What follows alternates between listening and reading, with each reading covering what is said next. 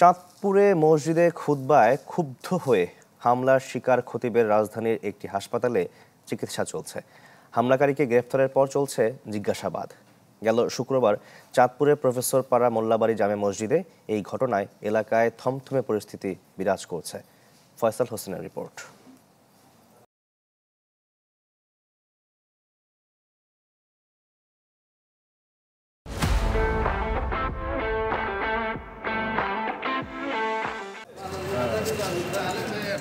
জুমার নামাজের খুতবা শুনে ক্ষুব্ধ হয়ে মৌলানা নূর রহমানকে প্রকাশ্যে মসজিদে কুপিয়ে জখম করেন বিল্লাল হোসেন।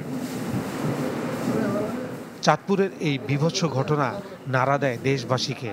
প্রথমে স্থানীয় হাসপাতালে নেয়ার পর উন্নত চিকিৎসার জন্য খতিবকে পাঠানো হয় ঢাকায়। এরই মধ্যে তার মৃত্যুর গুজব ছড়িয়ে পড়ে সামাজিক যোগাযোগ মাধ্যমে।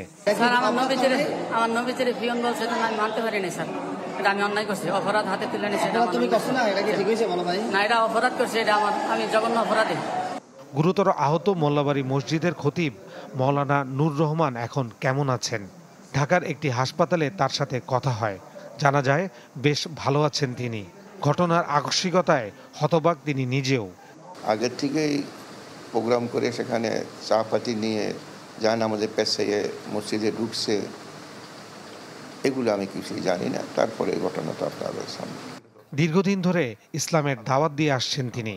রাসূলুল্লাহ সাল্লাল্লাহু আলাইহি ওয়াসাল্লামকে নিয়ে দেয়া তার বক্তব্য ভুলভাবে বুঝেছেন বিল্লাল হোসেন। রসুলের সামনে আমি বেয়াদবি করব, এটা অকল্পনীয়। এটা কখনো আমার দ্বারা আল্লাহ রসুলের সামনে বেয়াদবিমূলক কোনো কথা আমি বলি নাই, বলতে পারি না। এটা আমি স্পষ্ট করে বলতে চাই। এই ঘটনায় হওয়া মামলায় এরই মধ্যে গ্রেপ্তার করা হয়েছে আসামিকে।